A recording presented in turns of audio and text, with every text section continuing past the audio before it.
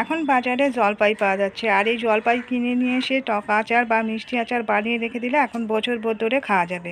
আর আজকে আমি তৈরি করব জলপাইয়ের টক আচার। টক আচারটা বানানোর জন্য করে নিয়েছি শুকনো লঙ্কা, ধনে, হচ্ছে সাদা জিরে, পাঁচফোড়ন আর নিয়েছি মৌরি। প্রথমে আমি এই শুকনো মশলাগুলোকে ভাজা করে নেব। তার জন্য একটা গ্যাসের ফ্রাই প্যানের মধ্যে প্রথমে লঙ্কাগুলোকে একটু ভাজা করে নেব। আমি এখানে 6টা শুকনো লঙ্কা নিয়েছি। লঙ্কাগুলোকে 2-4 মিনিট নাড়াচাড়া করে ভাজা করে এটাকে নামিয়ে রেখে দিচ্ছি। এখন ওই প্যানের মধ্যে দিয়ে দিচ্ছি পাঁচফোড়ন, সাদা জিরে, মৌরি আর ধনে। আমি এখানে সমস্ত মশলায় 4 চামচের 2 চামচ করে নিয়েছি। এই মশলাগুলোকে একটু খানিকক্ষণ নাড়াচাড়া করে ভাজা করে নেব। খুব বেশি কড়া করে ভাজবো না, একটু হালকা করে ভাজা করে নেব। আমার এখানে আচারের জন্য যতটুকু মশলা লাগবে তার থেকে আমি একটু বেশি নিয়েছি, কারণ আমি একটু অন্য আচারে দেওয়ার জন্য মশলাটা বেশি করে বানিয়ে নিচ্ছি। মশলাটা ভাজা হয়ে গেছে, এখন এটাকে আমি নামিয়ে ঠান্ডা করতে দেবো। ঠান্ডা হয়ে গেলে তারপরে মশলাগুলোকে গুঁড়ো করে দেব। মশলাটা গুঁড়ো করে নেওয়া হয়ে গেছে। মশলাটা এরকম গুঁড়ো হবে, একেবারে পাউডার হবে না, একটু দানা দানাই থাকবে। আর এখানে নিয়েছি 4 চামচের 1 চামচ কালো সর্ষে আর 1 চামচ হলুদ সর্ষে। হলুদ সর্ষে আর কালো সর্ষেটাকে গুঁড়ো করে নেব। আমি একটু মিক্সিং জারের মধ্যে এটাকে একটু শুকনোই গুঁড়ো করে নেব। আপনারা যদি মিক্সিং জারের মধ্যে গুঁড়ো করতে না চান সেক্ষেত্রে শিলে বাটলে একটু সামান্য ভিনিগার দিয়ে বেটে নিতে হবে। আর এখানে নিয়েছি 1 কেজি জলপাই। জলপাইগুলোকে আগে থেকে বোটা ছাড়িয়ে পরিষ্কার করে ধুয়ে নিয়েছিলাম। এখন জলপাইয়ের জলটা শুকানোর জন্য রোদ্দুরের মধ্যে আমি একটা কটনের কাপড়ের উপরে এগুলো দিয়ে দিয়েছি, বিছিয়ে দিয়েছি যাতে জলটা শুকিয়ে যায়। এখন জলপাইয়ের জলগুলো শুকিয়ে গেছে, আমি তুলে নিয়েছি। এক একটা জলপাইকে এরকমভাবে ছুরির সাহায্যে একটু লম্বালম্বি করে গাগুলোকে চিড়ে দিচ্ছি।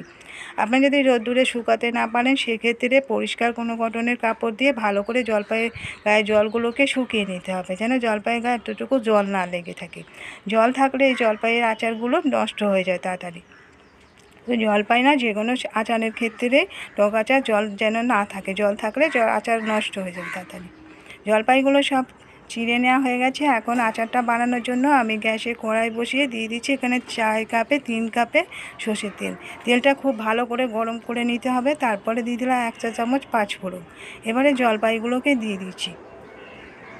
আমি এখানে 4 কাপে 3 কাপ নিয়েছি। 1 কেজি জলপাইয়ের জন্য 2 কাপ তেল দিলেই হবে। আমি এখানে তেলের পরিমাণটা একটু বেশি করে দিয়েছি। এখন দিয়ে দিলাম এর মধ্যে 5টা শুকনো লঙ্কা। বাকি যে তেলটুকু বেশি থাকবে সেটা দিয়ে আমি অন্য আচার তৈরি করব, সেই জন্য এখানে বেশি করে তেল দিয়েছি। খানিকক্ষণ যেই জলপাইগুলোকে ঝাল করার পরে দেখা যাবে জলপাইয়ের কালারটা চেঞ্জ হয়ে গেছে আর জলপাইগুলো এরকম ফেটে ফেটে যাবে।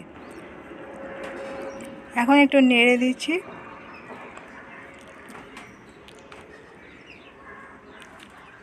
এখন এর মধ্যে দিয়ে দিলাম হলুদের গুঁড়ো 1/2 চা চামচ, নুন দিয়ে দিচ্ছি 1/2 চা চামচ, খাবার লবণ আর বিট লবণ দুটো মিশিয়ে আমি দিয়ে দিলাম।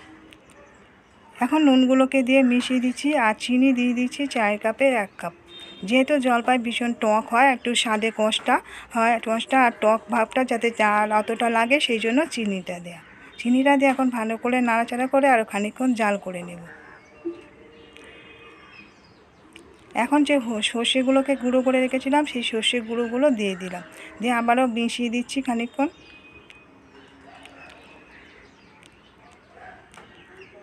এখন যে মশলাটা ভেজে রেখেছিলাম সেই ভাজা মশলা গুঁড়োটা দিয়ে দিলাম 4 চামচের 2 চামচ।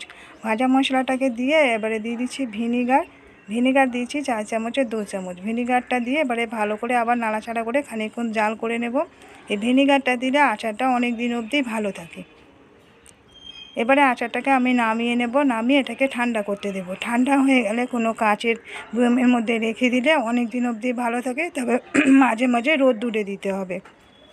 তৈরি হয়ে গেছে জলপাইয়ের টক আচার। আর এই জলপাইয়ের টক আচার একবার বানিয়ে রেখে দিলে এখন অনেক দিন অবধি খাওয়া যাবে। তো আজকের রেসিপিটা কেমন লাগলো কমেন্ট করে জানাতে ভুলবেন না। ভালো লাগলে লাইক দিয়ে দেবেন, শেয়ার করে দেবেন এবং সাবস্ক্রাইব করে রাখার রিকোয়েস্ট রইল নতুন বন্ধুদের কাছে।